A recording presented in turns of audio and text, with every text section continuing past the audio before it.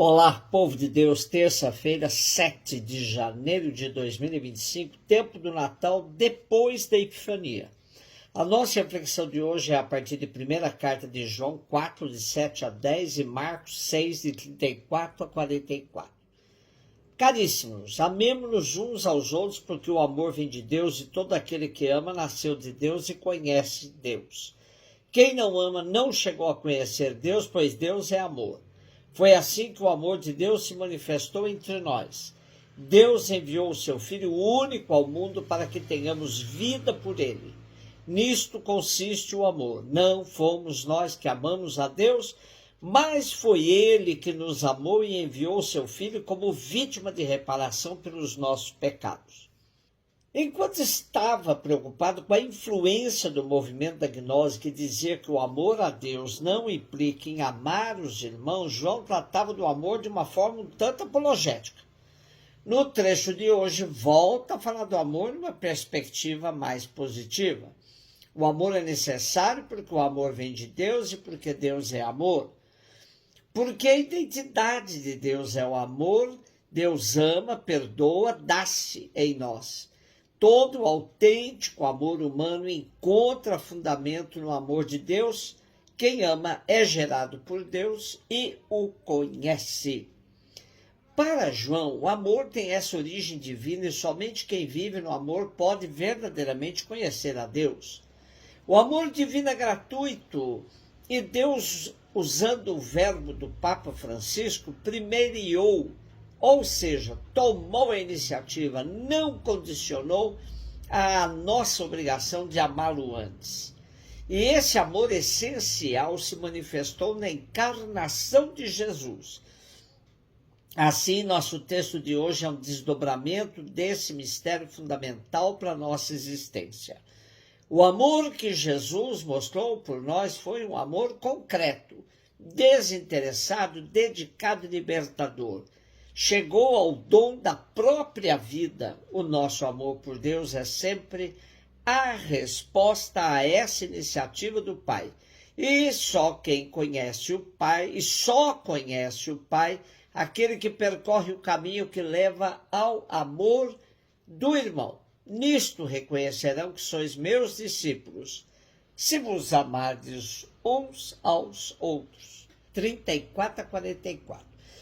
Jesus viu uma numerosa multidão e teve compaixão porque eram como ovelhas sem pastor. Começou, pois, a ensinar-lhes muitas coisas. Quando estava ficando tarde, os discípulos chegaram perto de Jesus e disseram: esse lugar é deserto e já é tarde. Despede o povo para que possa ir aos campos e povoados vizinhos comprar alguma coisa para comer. Mas Jesus respondeu: dai-lhes vós mesmos de comer. Os discípulos perguntaram: queres que gastemos 200 denários para comprar pão e dar-lhes de comer? E Jesus perguntou: quantos pães tendes? E ides ver. Eles foram e responderam: 5 pães e 2 peixes. Então Jesus mandou que todos se sentassem na grama, formando grupos, e todos se sentaram, formando grupos de 100, de 50 pessoas e de 50 pessoas. Jesus pegou os 5 pães e os 2 peixes, ergueu os olhos para o céu, pronunciou a bênção, partiu os pães e ia dando aos discípulos para que os distribuíssem. Dividiu entre todos também os 2 peixes. Todos comeram, ficaram satisfeitos. E recolheram 12 cestos cheios de pedaços de pão e também dos peixes. O número dos que comeram era de 5.000 homens. A palavra compaixão em grego, shinizomai, significa sentir pena, simpatia, ser movido pela misericórdia do coração ou se colocar no lugar de alguém. A palavra compaixão tem origem dupla, tanto no latim como no grego. No latim vem de compassio, que significa sofrimento compartilhado com outrem. No grego vem do termo pathos, que se refere a um sentimento entendido como drama interior. A compaixão é a virtude de compartilhar o sofrimento do outro sem necessitar de provar de suas razões. É um sentimento profundo em favor de outra pessoa que nos leva a querer participar na resolução de sua situação. Tais sentimentos tem Jesus, pois ele é o bom pastor que se compadece da multidão, porque eram como ovelhas sem pastor. Jesus percebe que por trás da fome da multidão há também falta de instrução. Por isso, como novo Moisés instrui a comunidade cristã com a sua palavra e alimenta multiplicando o pão e os peixes.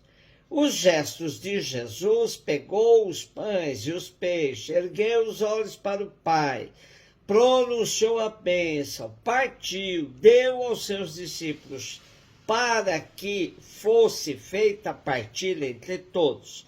Essa sequência é uma referência direta à Assembleia Eucarística. E Jesus deixa claro aos seus discípulos que eles devem ter participação ativa na resolução dos problemas do povo. Dai-lhes vós mesmos de comer. Há muito simbolismo na narrativa de Mateus. 5 pães e 2 peixes nos remete ao número 7, número da perfeição e aqui no caso da abundância. 12 cestos que sobram simbolizam a totalidade do povo das 12 tribos.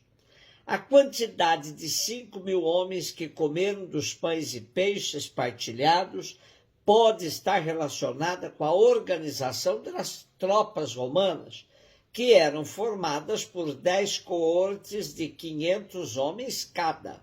Daí a não referência às mulheres e crianças. Pode-se insistir na questão do milagre, mas os elementos que compõem a narrativa de Mateus nos levam muito além. Há uma atitude acomodativa de quem se aferra somente no poder de Jesus de fazer a multiplicação dos pães e dos peixes, dizendo: se eu tivesse tal poder de Jesus, acabaria com a fome no mundo. Acontece que uma pessoa isolada não tem tal poder, mas se nos uníssemos como sociedade civil, poderíamos enfrentar a extrema desigualdade social que vivemos. Jesus nos deu o exemplo, mas nós ainda não o seguimos. Um beijo no seu coração.